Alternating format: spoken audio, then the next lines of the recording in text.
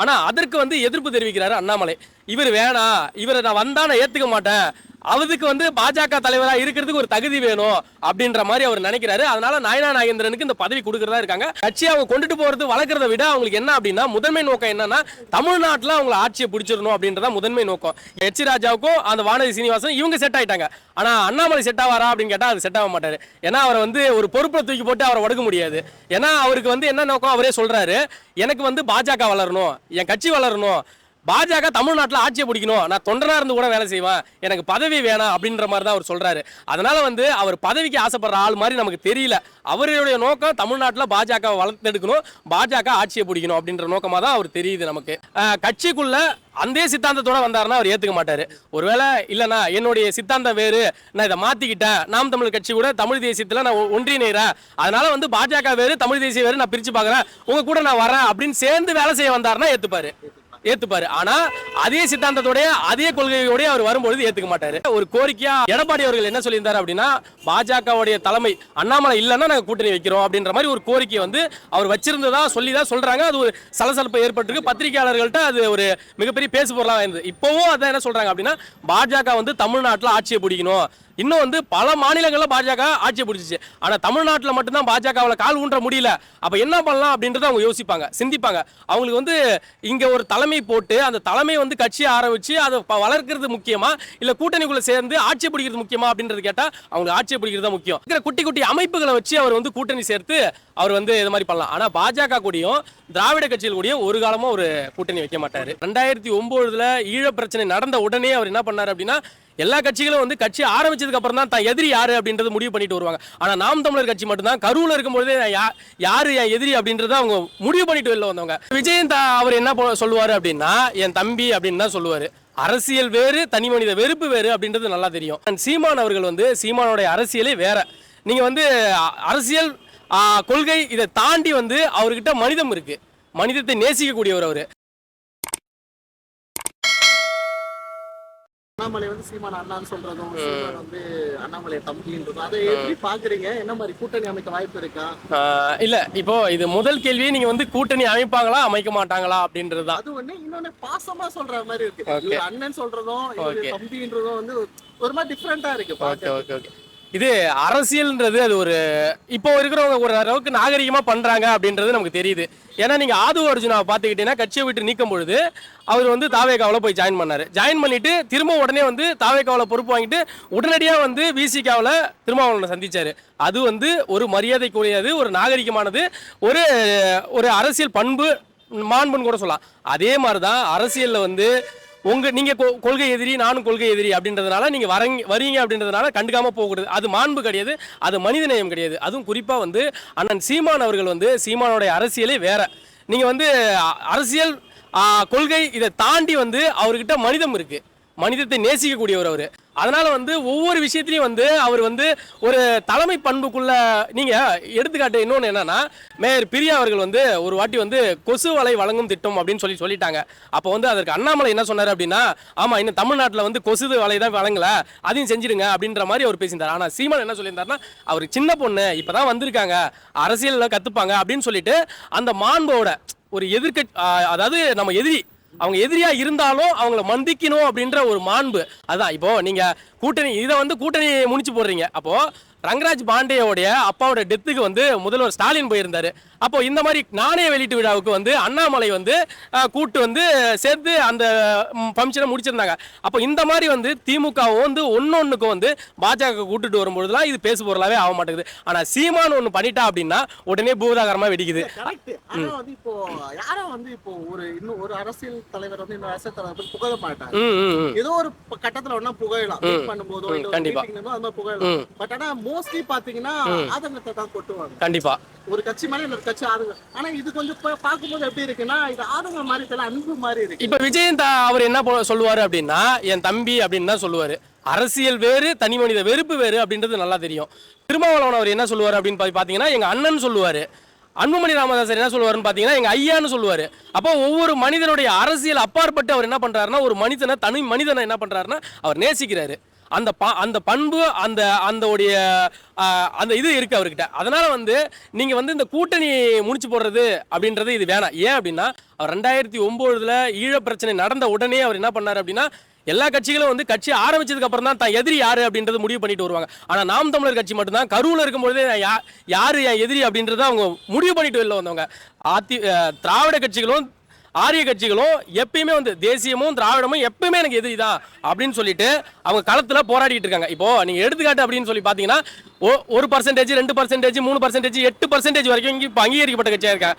இப்ப கிட்டத்தட்ட எல்லா கட்சிகளையும் பாத்தீங்கன்னா நீங்க ஏதோ ஒரு கட்சியில போய் கூட்டணி சேர்ந்துதான் அதோடைய அங்கீகாரமே ஆயிருக்காங்க. ஆனா இன்னைக்கு நாம் தமிழர் கட்சி வந்து தனிச்சு நின்று அங்கீகாரம் பெற்றிருக்காங்க. அவங்க கொள்கையை பேசியிருக்காங்க, அவங்களுடைய தலைமைத்துவத்தை அவங்க உறுதி செஞ்சிருக்காங்க. அப்படி ஒவ்வொன்றும் வந்து அவங்களுடைய திறமைகளை வெளிக்காட்டியிருக்காங்க. யாரு கூடயும் போய் அவங்க சேரவே கிடையாது. அப்படி இருக்கும்போது நீங்க கூட்டணியா அப்படின்னு கூட அவங்க திராவிட கட்சிகளும் ஆரிய கட்சிகள் கூட யாரு கூடயும் கூட்டணி வைக்க மாட்டாங்க. ஒருவேளை 2026க்கு அப்புறம் அவருடைய நிலைப்பாடு மாறலாம். ஏன்னா அவங்களுடைய தொண்டர்கள் அவருடைய தம்பிகள் வந்து ஒரு கட்டத்தில் சோறுறாங்க அப்படின்னா ஒரு முடிவுகள் எடுக்கலாம். எப்படி முடிவுகள் எடுக்கிறாங்கன்னா இப்போ நீங்கள் பார்த்தீங்கன்னா அப்படின்னா அனைத்து சாதி தலைவர்களையும் ஒன்றிணைத்து சாதிவாரி கணக்கெடுப்பு எடுத்தார். இப்போ அந்த மாதிரி வந்து இருக்கிற குட்டி குட்டி அமைப்புகளை வச்சு அவர் வந்து கூட்டணி சேர்த்து அவர் வந்து இது மாதிரி பண்ணலாம். ஆனால் பாஜக கூடயும் திராவிட கட்சிகள் கூடயும் ஒரு காலமும் ஒரு கூட்டணி வைக்க மாட்டாரு. ஓகே, இப்போ அண்ணாமலை இப்போ பதவி விலகிட்டாருன்னு சொல்லியிருக்காங்க. என்ன காரணமா இருக்கும் நினைக்கிறீங்க? இல்ல அதுதான் இப்போ அண்ணாமலை வந்து ஏற்கனவே வந்து அதிமுக வந்து கடுமையாக விமர்சிச்சிருந்தாரு. அப்ப எடப்பாடி அவர்கள் என்ன சொல்லியிருந்தாங்கன்னா எங்க முன்னாள் முதல்வரையே விமர்சிக்கிறாரு அப்படின்னு சொல்லிட்டு இந்த கூட்டணி எங்களுக்கு வேணாம், இது ஒரு காவி சாயம் அப்படின்னு சொல்லிட்டு அந்த கூட்டணியிலிருந்து உடஞ்சி வெளியே வந்தாங்க. இப்போ என்ன நடக்குது அப்படின்னா அமித்ஷாவை வந்து எடப்பாடி போய் இப்போ வந்து டெல்லியில சந்திச்சிருக்காரு. சந்திச்சதுக்கு அப்புறம் என்ன பண்ணிருக்காங்க அப்படின்னா அவங்க கூட்டணி பேச்சுவார்த்தை நடந்திருக்குது. பாஜகவும் அதிமுகவும் திரும்பவும் ஒரு கூட்டணி அமைக்க போகுது அப்படின்றாங்க. ஆனா அதுல ஒரு கோரிக்கையா எடப்பாடி அவர்கள் என்ன சொல்லியிருந்தாரு அப்படின்னா பாஜகவுடைய தலைமை அண்ணாமலை இல்லைன்னா நாங்க கூட்டணி வைக்கிறோம் அப்படின்ற மாதிரி ஒரு கோரிக்கை வந்து அவர் வச்சிருந்ததா சொல்லிதான் சொல்றாங்க. அது ஒரு சலசலப்பு ஏற்பட்டிருக்கு. பத்திரிகையாளர்கள்ட்ட அது ஒரு மிகப்பெரிய பேசு பொருளா இருந்தது. இப்பவும் அதான் என்ன சொல்றாங்க அப்படின்னா பாஜக வந்து தமிழ்நாட்டில் ஆட்சியை பிடிக்கணும். இன்னும் வந்து பல மாநிலங்களில் பாஜக ஆட்சியை பிடிச்சிச்சு. ஆனால் தமிழ்நாட்டில் மட்டும்தான் பாஜகவில் கால் ஊன்ற முடியல. அப்போ என்ன பண்ணலாம் அப்படின்றத அவங்க யோசிப்பாங்க, சிந்திப்பாங்க. அவங்களுக்கு வந்து இங்கே ஒரு தலைமை போட்டு அந்த தலைமை வந்து கட்சியை ஆரம்பித்து அதை வளர்க்கறது முக்கியமா இல்லை கூட்டணிக்குள்ளே சேர்ந்து ஆட்சியை பிடிக்கிறது முக்கியமா அப்படின்றது கேட்டால் அவங்களுக்கு ஆட்சியை பிடிக்கிறது தான் முக்கியம். அது ஆனால் அண்ணாமலை இன்னொன்று என்ன பண்ணணும்னா அவர் ஒரு மாற்று சித்தாந்தவாதியாக இருந்தாலும் அண்ணாமலை வந்ததுக்கு அப்புறம் தான் பாஜகன்ற ஒரு கட்சியை வளர்ந்தது. ஏன்னா அவர் ஒரு யங்ஸ்டர், அது ஒரு பீக்கா அவர் வேலை செஞ்சாரு. அதனால வந்து அவருக்கான ஒரு ஃபேன் ஃபாலோவர்ஸ் இருக்காங்க. ஆனால் கண்டிப்பாக வந்து அவர் இந்த கட்சியை விட்டு விலகி போனாரு இல்லை தலைமைத்துவத்தை விட்டு வெளியே போனாருன்னா அந்த கட்சியில் பாதி தொண்டர்கள் வெளியே போவாங்க அப்படின்றது நம்ம நினைக்கிறோம். ஓகே, இன்னொன்னு இப்போ அண்ணாமலை வந்து கட்சி பதவி விலகிட்டாரு. இப்போ சப்போஸ் சீமான் தலைவர் கட்சியில வந்து ஜாயின் பண்ணாருன்னா வரவேற்பு தக்கதுன்னு நினைக்கிறீங்க? இல்ல கண்டிப்பா இது வந்து நான் ஒரு பொது மக்களா நான் பாக்குறேன். இன்ன வரைக்கும் அவர் வந்து அந்த மாதிரி வந்து கட்சிக்குள்ள அந்த சித்தாந்தத்தோட வந்தாருன்னா அவர் ஏத்துக்க மாட்டாரு. ஒருவேளை இல்லைன்னா என்னுடைய சித்தாந்தம் வேறு, நான் இதை மாத்திக்கிட்டேன், நாம் தமிழ் கட்சி கூட தமிழ் தேசியத்துல நான் ஒன்றிணைறேன், அதனால வந்து பாஜக வேறு தமிழ் தேசியம் வேறு நான் பிரிச்சு பாக்குறேன், உங்க கூட நான் வரேன் அப்படின்னு சேர்ந்து வேலை செய்ய வந்தாருன்னா ஏத்துப்பாரு.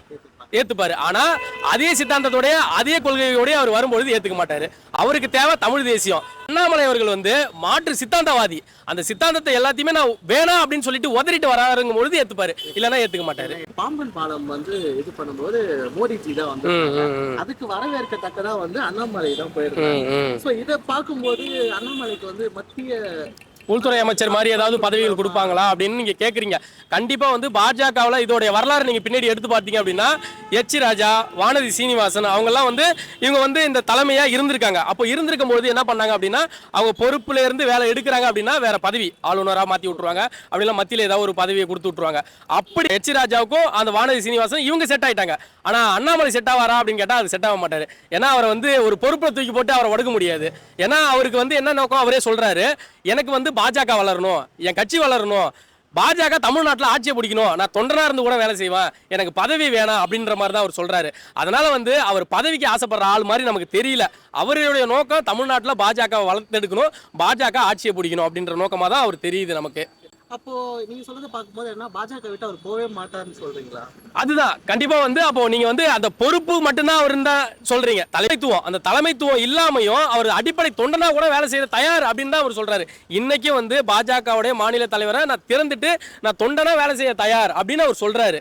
ஆனா அதை பொறுத்தளவுக்கு வந்து அவர் பதவிக்காக ஆசைப்படல, அவர் கட்சிக்காக வளர்க்க ஆசைப்படுறாரு. மற்றபடி ஆமா ஓகே, இப்போ பதவி விலகிட்டாரு, அந்த மத்திய எதுவும் வருமானு தெரியாது எனக்கு. இந்த மாதிரி நேரத்துல வந்து பாஜக வந்து என்ன மாதிரி ஒரு அடுத்த கட்ட நடவடிக்கை அடுத்த கட்ட நடவடிக்கை என்னன்னா, இப்போ வந்து பாஜகவுல அண்ணாமலை அவர்களை வந்து பதவி விலகிட்டாரு, இவர் வேற பதவி கொடுத்துட்டாங்க அப்படின்னா அடுத்து வந்து நாயனா நாகேந்திரன் அவர்களை தான் இந்த பதவிக்கு கொடுக்கறதா ஒரு பேச்சுவார்த்தை நடந்துகிட்டு இருக்கு. ஆனா எந்த அளவுக்கு அது உண்மைத்தன்மைன்றது நமக்கு ஆதாரப்பூர்வமா தெரியல. ஆனா அதற்கு வந்து எதிர்ப்பு தெரிவிக்கிறாரு அண்ணாமலை.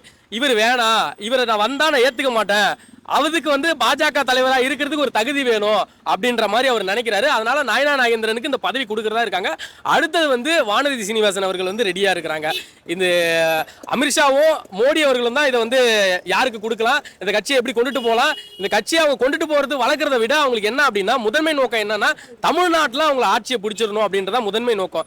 ஏன்னா கிட்டத்தட்ட வந்து 15 ஆண்டுகளாக அவங்க மத்தியில் ஆளுங்கட்சி ஆயிட்டாங்க. ஆனா ஒரு வாட்டி கூட அவங்களால தமிழ்நாட்டில் கால் ஊன்றவே முடியல. அப்ப அந்த வரலாறு பீட் பண்ணணும், அந்த வரலாறு அடிச்சு உடைக்கணும் அப்படின்றதுக்காக அவங்களுடைய நோக்கம், முதன்மை நோக்கம் என்னவா இருக்கும் அப்படின்னா தமிழ்நாட்டில் கால் ஊன்றணும், தமிழ்நாட்டில் ஆட்சியை பிடிக்கணும் அப்படின்ற நோக்கமா தான் இருக்கும். அதுக்கு யாரை வேணாலும் பதவியை மாத்துவாங்க, யாரை வேணாலும் பதவியை கூட்டுவாங்க, யாரு கூட வேணாலும் கூட்டணி வைக்கிறதுக்கு தயாரா இருப்பாங்க அவங்க.